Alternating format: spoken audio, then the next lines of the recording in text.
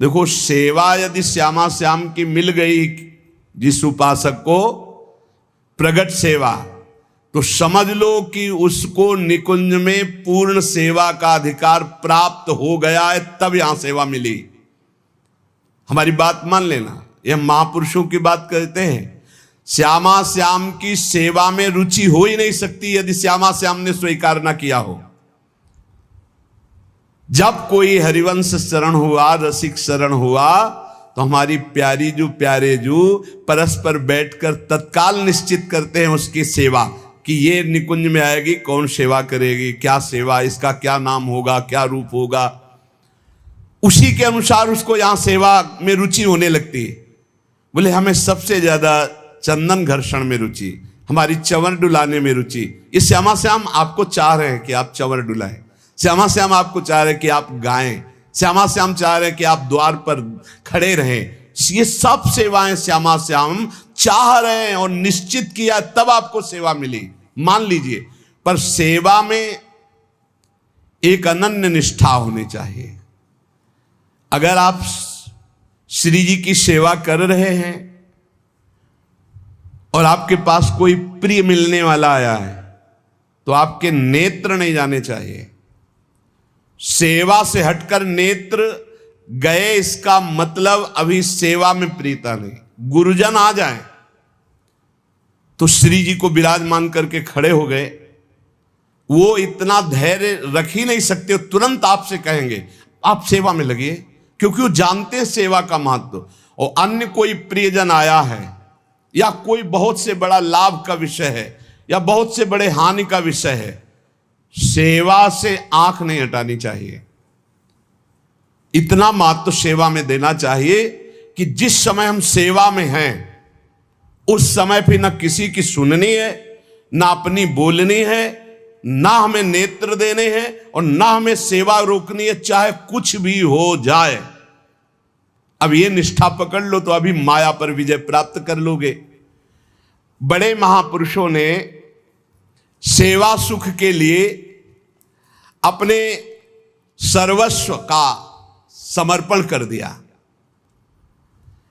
श्री आस्करण जी महाराज नाम के महाभागवत हुए हैं, जो अपने लोग नाम कीर्तन करते हैं श्रृंगार आरती के बाद।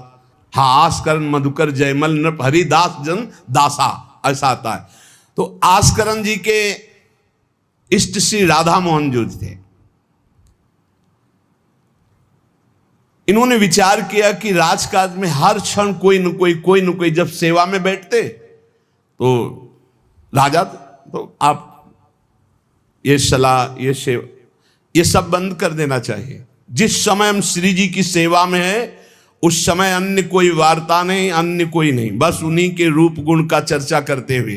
अगर हम सेवा में हैं तो उनका चर्चा का तात्पर्य है पद गुनगुनाते, जिस समय की जो हम सेवा कर रहे हैं उस समय के पद गुनगुनाते हुए या उनकी रूप माधुरी में चित्त लगाए हुए सेवा में। इससे बड़ी कोई बात नहीं। यदि सेवा मिल गई श्री जी की तो आप ये समझ लीजिए कि आप श्री जी के पास जाने का पास मिल गया आपको।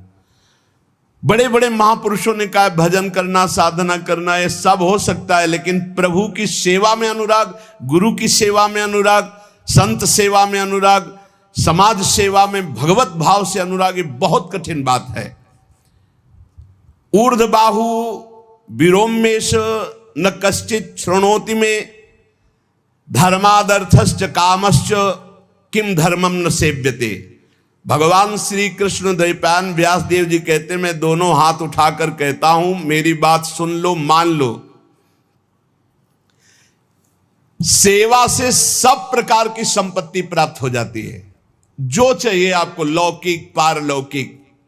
हाथ उठा के कहता हूं, मेरी बात मान लो। भगवान व्यास देव जी कहते हैं जो सेवा धर्म है, भगवत सेवा, समाज सेवा भगवत भाव से की हुई सेवा, शब्द निष्काम होता है, जहां कोई कामना नहीं की जाती और प्रीत्यर्थ, जिसकी सेवा करें उसको सुख पहुंचाने का भाव, तभी सेवा शब्द सार्थक होता है। कोई भी ऐसी कामना नहीं जो सेवा से पूर्ण ना हो जाए। जो सेवा धर्म का आचरण करता है उसके संपूर्ण जीवन में आनंद ही आनंद, सुख ही सुख रहता है। और लोग कहते हैं धर्मात्मा को दुख मिलता है। तुम क्या जानो, तुम बाहरी बात देखकर कहते हो दुख मिलता है। हृदय आनंद में वो डूबता है जो किसी भी वैभव में, किसी भी सुख में, किसी भी अनुकूलता में नहीं होता। अभी आपने सेवा धर्म को स्वीकार नहीं किया। सच्ची कहते हैं, सेवा में जब ये शरीर जाता था तब भी किडनी फेल थी, 20 वर्ष से फेल है। कभी गुरु कृपा से एक दिन का भी चूक नहीं हुई और कभी जानने नहीं दिया कि शरीर में कष्ट है। 7 बजे से लेके कभी कभी 11 बजे तक सेवा का सौभाग्य मिलता, बिल्कुल कभी नहीं जानने दिया। बड़ी से बड़ी सेवा की जो आज्ञा हुई तो वही गुरु बल सब कार्य कराता था। कहीं सेवा में कभी ऐसा में नहीं, जब सेवा के बाद आए तो भले लेट गए, फिर सामर्थ्य नहीं रही भिक्षा भी मांगने की, पर जब सेवा में गए तो एक अपार सामर्थ्य गुरु कृपा से आ जाती थी। सेवा में एक अद्भुत सामर्थ्य है। समस्त कामनाओं के बीज, वासनाओं का नाश करने की सामर्थ्य भगवत सेवा में है। श्री आस्करन जी ने अपनी सेवा को सुरक्षित रखने के लिए, ये नरवरगढ़ के राजा है। राजा को बहुत से कार्य होते हैं, पता नहीं किस समय कौन सी राजकीय व्यवस्था के लिए आवश्यकता पड़ जाए, तो ठाकुर सेवा में एकाग्रता की बहुत आवश्यकता होती है। पत्रावली तो सिर्फ पत्रावली पे ध्यान है, इधर उधर नहीं, नहीं तो पत्रावली बिगड़ जाएगी, वो पत्रावली मानी नहीं जाएगी आपकी। भोग लगा रहे हैं तो सिर्फ एक एक कवल पे ध्यान है आपका। बैठे हैं, प्यारे जू कैसे पा रहे हैं, हित सजनी जू कैसे पवा रहे हैं, प्यारे जू कौन सी पदार्थ की तरफ देख रहे हैं, लाडली जू कौन से पदार्थ की तरफ देख, पूरी भावना में उसे डूब। श्रृंगार तो श्रृंगार कर रहे हैं, स्नान तो स्नान, मतलब सेवा में पूरी तन्मयता आवश्यकता है। अगर तन्मयता नहीं तो फिर बिगड़ जाएगा। तो नरवरपुर ताको राजा नरवर जानो, मोहन जू धरिए सेवा नी के करी है। घरी 10 मंदिर में रहे चौकी द्वार, पावत न जान को ऐसी मति हरी है। पर्यो को काम आए अब ही लिवाए ल्यावो, कहे पृथ्वीपति लोग कान में न धरी है। आई फौज भारी सुध दीजिए हमारी, सुनी बहु बात टारी परी बात कर भरी है। मनुष्यों में श्रेष्ठ आस्करण जी ये नरवरगढ़ के राजा थे। इनके ठाकुर का नाम राधा मोहन जो था। ये प्रेम पूर्वक उनकी सेवा में कोई विघ्न न हो इसलिए 10 घड़ी तक का कठोर आदेश दे दिया था। 24 मिनट की एक घड़ी होती है, तो 10 घड़ी कितने हुए? 4 घंटे। 4 घंटे तक कोई भी अगर सूचना देने आया तो दंड प्राप्त करेगा, वो दंड उसको मिलेगा। 4 घंटे तक सूचना भी नहीं देनी है। जिस समय वो राधा मोहन जी की सेवा में गए तो द्वारपाल खड़े हो जाते थे, कोई भी अंदर प्रवेश नहीं करेगा। किसी भी तरह की कोई विपत्ति आ जाए, आग लग जाए, फिर भी सूचना नहीं देनी है। 4 घंटे सेवा में ये शिक्षा लेनी चाहिए। अपनी जब ठाकुर सेवा करें, हम कहते तभी करो, सब निपटा लो पहले फिर ठाकुर सेवा करो। ऐसा नहीं है कि जल्दी जल्दी तुम्हारा चित्त कहीं लगा हुआ है। अगर घर गृहस्थी में हो तो हम कई बार एकांतिक में बोल चुके हैं, पहले अपने पति पुत्र की तैयारी कर दो। उनको ऑफिस जाना है, उनको विद्यालय जाना है, सबकी तैयारी कर दो, जय जयकार करके उनको पवाओ। फिर इसके बाद अपने ठाकुर को स्नान कराओ, ठाकुर को भोग लगाओ, निश्चिंत हो करके। चित्त वृत्ति बार बार दौड़ रही है, ठीक बात नहीं। अगर हमें कभी कोई और कार्य हुआ तो हम पहले वो कार्य करते थे, फिर राधा वल्लभ जी के दर्शन जाते थे, क्योंकि हम राधा वल्लभ जी के दर्शन में खड़े वही चिंतन करेंगे, वो उनके पास जाना है तो पहले उनके पास हुआ है, फिर अगर कोई कार्य है तो हम वो निपटा के तब जाएंगे। ऐसी सेवा में अन्य कोई वार्ता नहीं, अन्य कोई चिंतन नहीं, अन्य कोई हमारी क्रिया नहीं, केवल सेवा में तत्पर। इसलिए उन्होंने कठोर नियम लगा रखा था, 4 घंटे तक कोई सूचना भी नहीं देगा।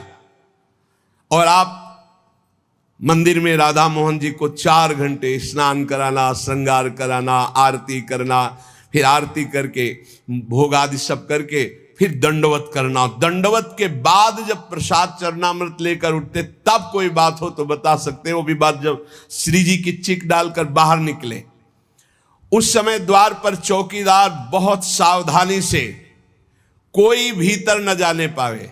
देखो, महापुरुषों से हमको शिक्षा मिलती कि हम कैसे ठाकुर सेवा करें। ठाकुर जुगल किशोर हमारे, इनकी सेवा हम कैसे करते हैं। आप 4 घंटे एकाग्रचित होकर केवल सेवा में ही डूबे, बड़ा सुख मिलता है। जब अपने श्री जी सौभाग्य दिए थे सेवा करने का, तो जैसा श्रृंगार करने के बाद जब दर्पण दिखाते थे तो रोना आता था। अपने प्रभु को श्रृंगारित देखकर जो हृदय में सुख मिलता है, रोम रोम आनंदित हो जाते थे। कभी कभी 2-2 बजे दोपहर तक बैठे फिर भिक्षा मांगने जाते थे। श्रृंगार करने के बाद पद सुनाओ उनको, फिर उनकी रूप माधुरी देखो। भक्तों के नेत्र अलग होते हैं तो प्रभु उनका रसास्वादन भी अलग ही करवाते हैं। एक बार क्या हुआ, आवश्यक कार्य से नरवरगढ़ में दिल्ली के बादशाह का आगमन हो गया। बादशाह जो सैकड़ों राजाओं के ऊपर होता था, और ये नरवरगढ़ के राजा थे।